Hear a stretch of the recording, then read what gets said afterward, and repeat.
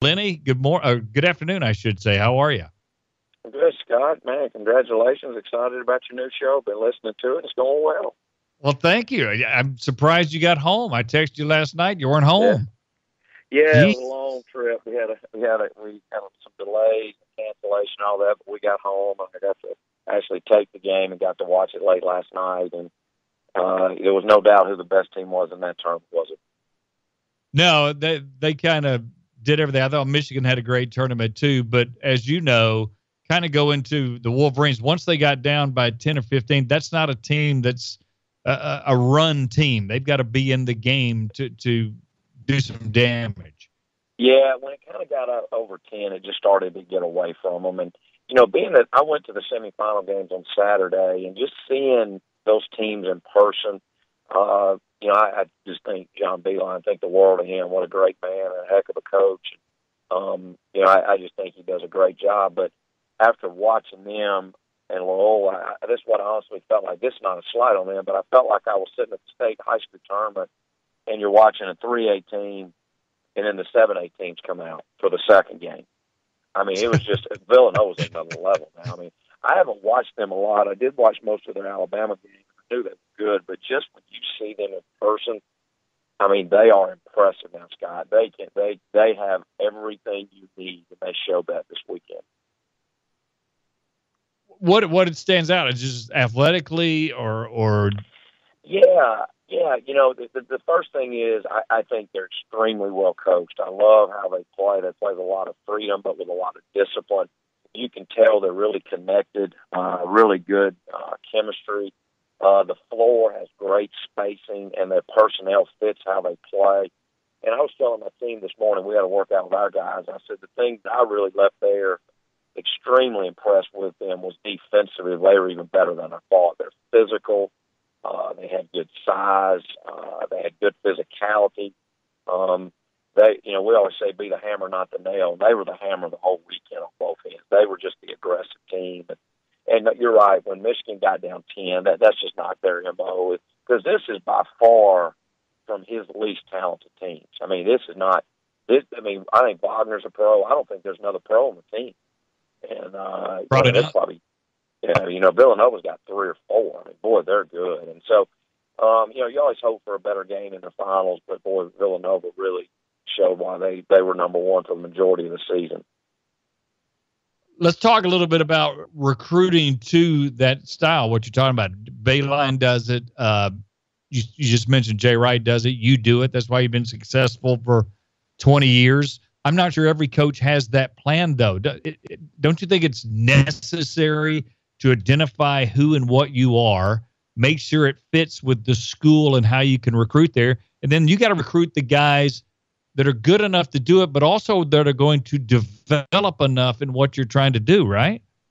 Yeah, we say fit and feel, guys that fit and that we have a good feel for. We need guys that fit and also, but you also want to have guys you want to coach. A lot of guys don't want to be coached, and it's really hard to get any better if you won't take coaching or if you won't really if they won't buy in. But there was a great article, you could go back and research it somewhere I read earlier in the year, that after their first Final Four appearance 8 or 9 years ago, Villanova felt like they got away from recruiting the kind of kids that got them there. They started getting more 5-star guys. They started getting guys that were a little thought they were better than they weren't committed to the team concept, the program concept. And they had a couple of down years. And he went back and says, we're going to start recruiting Villanova guys. And that's what we always say. We need Huntsville guys. We need guys that fit how we play and that have a good feel for how to play the game. And he talked about how their program has just taken off since then. And, I don't know him. I know a lot of people that do, but I don't know anyone that speaks ill will of Jay Wright. And you don't find that very much with a guy that wins as much as him. A lot of times when you win, there becomes a jealousy factor. And I don't hear any of that in the coaching circles. He's very well liked, very well thought of, and carries himself with a lot of class. And they're just fun to watch play. I mean, they played the right way, but man, they were good.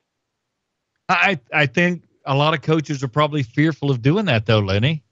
Recruiting to what you believe in and what you do, and maybe taking a guy that you see something that not everybody else is seeing. And as you said, you get kind of enamored with the running, jumping thing, and you get less enamored with the passing on point, thinking the game, shooting, ball handling. And we saw two incredible teams at those skill talents last night. Oh, absolutely.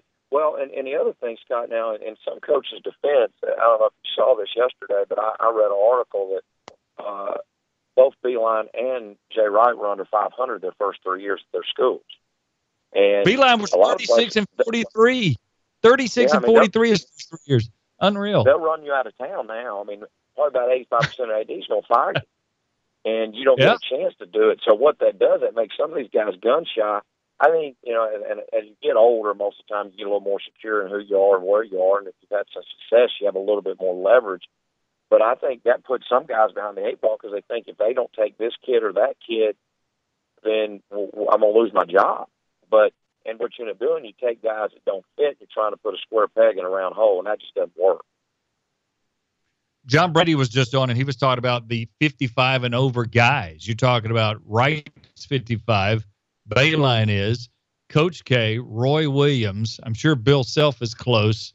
I mean, a lot of the guys that are there year in and year out are what you're talking about, older, experienced guys. Yeah, and, and every AD's got to do what they feel like doing, but it's almost, when you get to be 50, you're considered old now. And, the game passed you by or you don't identify with kids. I mean, I don't really see it that way. That may be a selfish way of looking at it, but, if you're in good health and you're still connected to the game and still really work at it, those are the guys that are experienced enough to weather all the storms. They're not just throwing mud at the wall hoping it sticks. And there's some really good young coaches out there. I don't mean that the wrong way, but it's almost, and maybe John's dealt with some of this once you get over. I mean, Kermit Davis finally got his crack at 58. These guys, if you can coach, you can coach. And the guys that have coached, you look at Beeline, that's 40 years he's been a head coach. Well, there ain't a whole lot he hadn't seen. I mean, so there's probably not going to a lot surprise him. But he talked about how he's changed and he's adjusted. And but I think the biggest thing is, I've always said this, it's really more difficult to sustain championship level play than it is to create it. And that's the guys you want to look at, the guys that can do it year in, year out, not the real test now. And I have tremendous respect for Loyola and what they did. They were so much fun to coach. Now, can they sustain it? That's what you want to see. Can they turn into Butler? Can they turn into Gonzaga? Can you take a Final Four run and make it last? Like George Mason couldn't do that. They just went away after that one year. I mean, they've got a decent team. But that's what you want to see. You want to see guys that can make it stand up. And the greatest test in coaching is the test of time. That's the greatest test. And those guys last night, and that you saw, you look at Porter at Loyola. I mean, his record was really bad. He would have been fired. By 95% of the ADs would have fired him. But they let him hang in there. And you look at, you talk about kids that fit and kids that are an extension of that student body. I would think Loyola ought to be really proud. That whole city should be really proud. So what you're saying is Alabama football fans should be okay with Nick Saban. Yeah, I think they ought to be good with that. But I will say the one thing, and you and I both know from living in the States so long, it happens is people get spoiled. I mean, I can't even imagine. I mean, you go 13-1 and people are bad. I mean, it's insane. And, you better, the thing I always say on Alabama football fans, you better dang sure enjoy what's going on because this ship don't come through port again. I mean, there's not saying when he leaves they won't have good teams and everything, but the run they're on is incredible. I mean, it's just, you can't even make it up. And so, I think it's okay. What's he, 67, 68? I think things are going pretty good for him, don't you think? Yeah. And he's in great shape too. You've been successful year after year. So kind of what do you think he's thinking? What do you think when you see what you're talking about, whether it's basketball, football, baseball, whatever, where you're just good year in, year out, even if your talent level's down, you still find a way to be close to what you were. What is that like as a coach? Because you got to get out of bed every day and get it done. Yeah, well, I think the biggest thing is not losing the love of what you do. Like when I watch Nick Saban coach, you can tell he loves what he does. There's a lot of guys that I think when they get towards the end, they start just running out the clock. And that's hard to see. Guys I thought at one time were really, really good, and I feel like now they decided to take a knee. You can tell he hasn't done that. I mean, he is coaching his tail off, and in there is good. I think you have to stay energized. I think you have to be excited about it. You know, we talk about every day getting better. What can we learn? What are new ideas out there? And I was really fortunate on Saturday. My seats are right next to Tony Bennett, so to get to sit by him and talk basketball, it really fascinating. His humility, and I can't tell you how kind and polite he was. And I mean, it's just like you and I sitting there talking basketball, but always trying to get better. I mean, he was asking me all kinds of questions. We have mutual friends, and you know, right. Those guys are lifelong learners. I think those are the people that really stay on top of their game.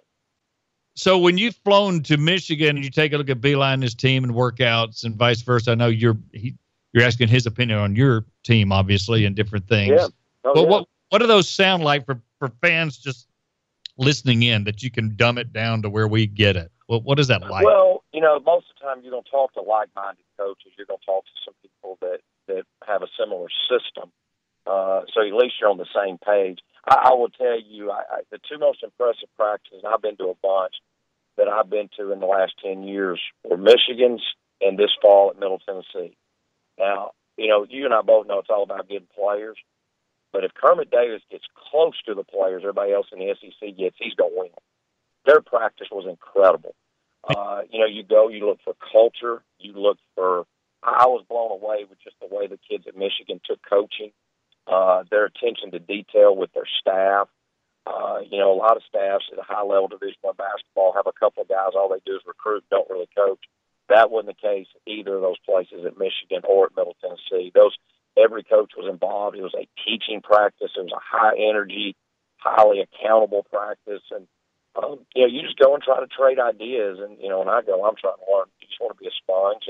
But a lot of those guys have been very nice, and, you know, they take a lot of the things that we do. And some of the things I saw Michigan do the other day are things that he and I have shared back and forth. And so that, I'm not saying I know what I'm talking about. I'm just saying that's how the interaction goes.